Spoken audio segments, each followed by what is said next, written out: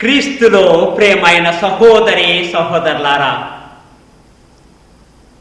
ఈరోజు మిమ్మల్ని అందరినీ కూడా సామాన్య కాలపు 20వ ఆదివారపు సువిశేష పఠన ధ్యానాంశమునకు హృదయపూర్వకంగా ఆహ్వానిస్తూ ఉన్నాను.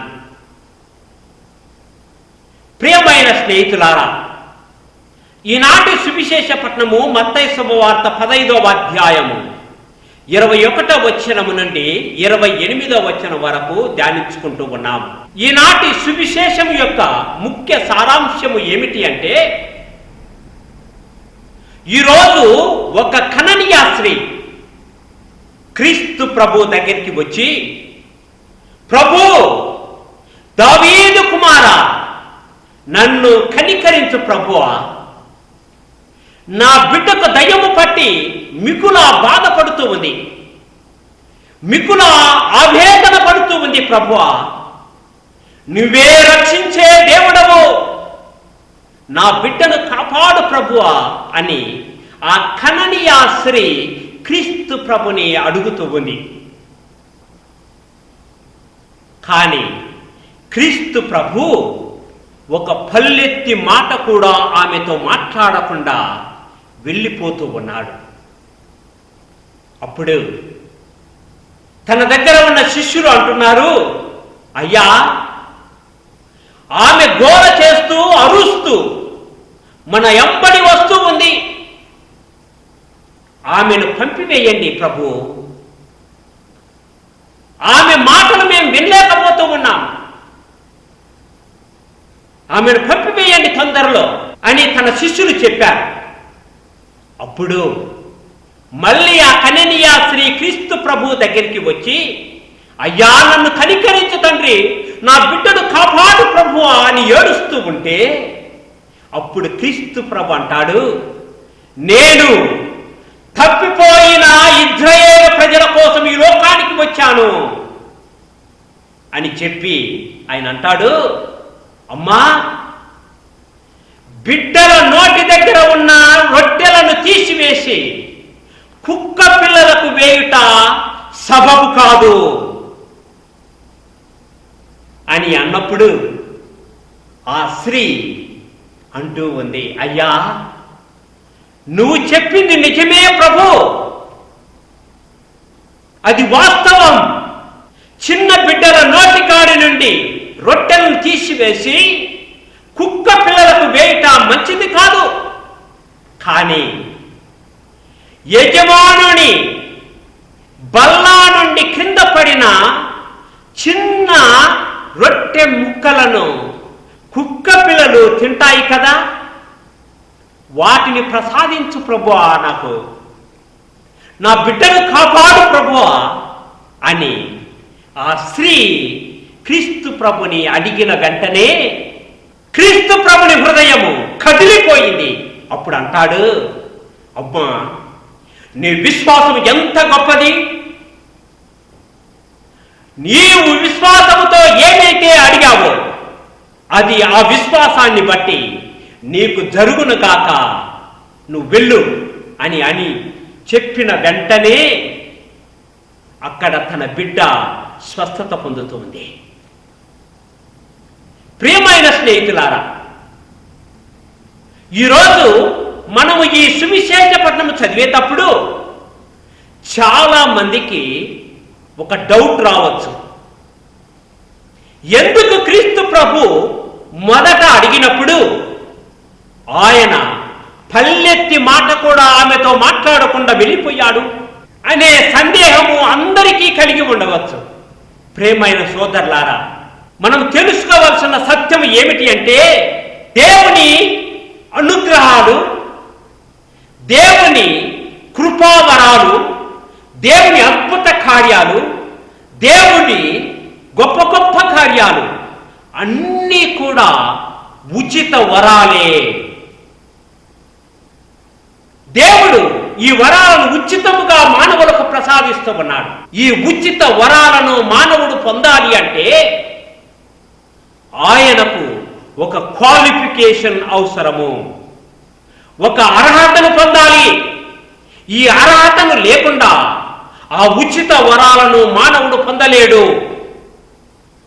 ప్రియమైన స్నేహితులారా, ఈరోజు మనం తెలుసుకోవలసిన సత్యం ఏమిటి అంటే, ఈ కననీయ స్త్రీ ఆ ఉచితమైన స్వస్థత వరాన్ని పొందాలి అంటే ఆమె ఒక అర్హతను పొందాలి. ఆ అర్హత ఏమిటి అంటే ఆమె విశ్వాసమే. కొన్ని ఉదాహరణల ద్వారా నేను మీకు ఈ సువిశేష పట్టణాన్ని వివరిస్తాను. చూడండి, మనందరికీ కూడా గవర్నమెంటు కొన్ని ఉచిత వరాలను ఇస్తుంది. అందులో ఒకటి అమ్మఒడి. అమ్మఒడి అనేది ఒక ఉచిత వరము ప్రతి చదువుకున్న బిడ్డకు. అయితే ఇంటిలో ఉన్న చిన్న బిడ్డలు చదువుకోకుండా, బడికి పోకుండా అతడు ఊర్లో రోడ్ల మీద తిరుగుతూ ఉంటే ఈ ఉచితమైన వరాన్ని గవర్నమెంట్ నుండి ఆ చిన్న పిల్లవాడు పొందలేడు.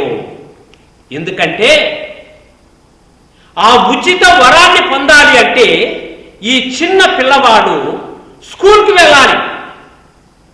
స్కూల్లో అతని పేరు రిజిస్టర్ కావాలి. ఆ రిజిస్టర్ అయిన పేరును వాళ్ళు తీసుకొని ఆ టీచర్లు ఆమోదించి వాళ్ళు ఈ స్కూల్లో ఈ బిడ్డలు చదువుతున్నారు అని వాళ్ళ స్కూలు ముద్రలు వేసి ఇచ్చి మనము తీసుకొని పోయి అప్లై చేస్తే ఆ ఉచిత వరము అనేది మనకు వస్తూ ఉంది. అంటే మనము ఆ స్కూల్లో పొందే అర్హతను బట్టి ఆ గవర్నమెంట్ అనేది ఉచిత వరాన్ని మనకు ప్రసాదిస్తూ ఉంది. అదే కాదండి, రైతు భరోసా కానీ. రైతు పొలంలో పనిచేయాల. రైతు నాది ఈ పొలము అన్న ఆ పొలము పేపర్లు చూపించాల. దానికి అర్హతను పొందాలి అంటే ఉచిత వరాన్ని, రైతు భరోసా వరాన్ని పొందాలి అంటే అతడు పంట వేయాల, ఆ పంటలో పని చేయాల. అప్పుడే అతడు ఆ వరాన్ని పొందగలుగుతాడు.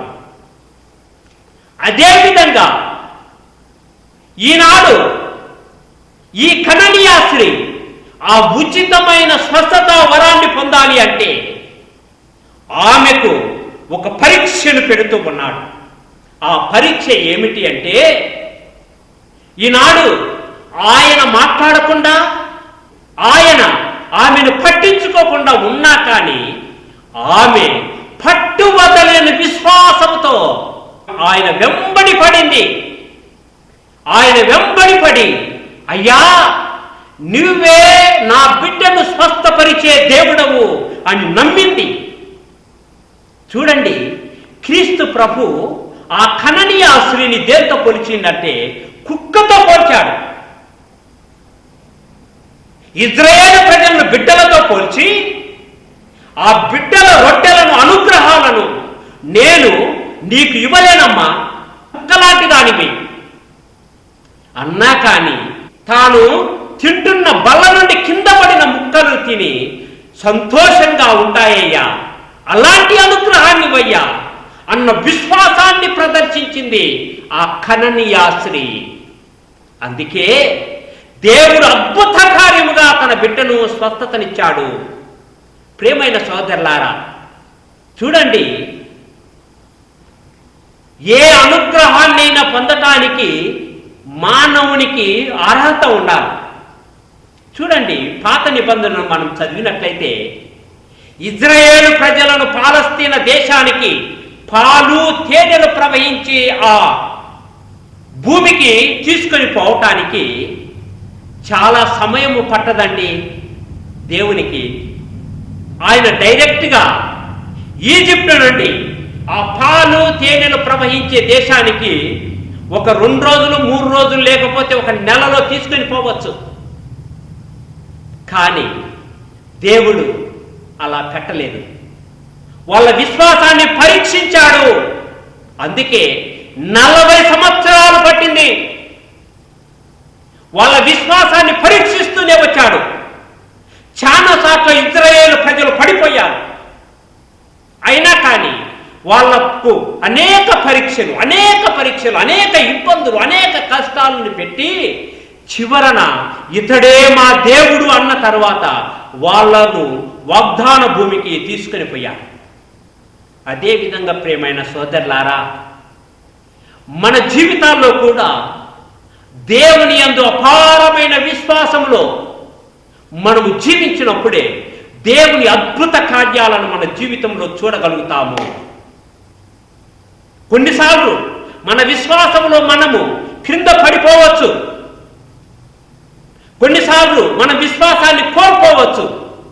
దేవుడు ఉంటే నాకెందుకు ఇలా జరుగుతుంది అని నువ్వు అనేక మార్లు ప్రశ్నించవచ్చు. కానీ ఏనాడు కూడా దేవుని మీద విశ్వాసాన్ని కోల్పోగాకండి.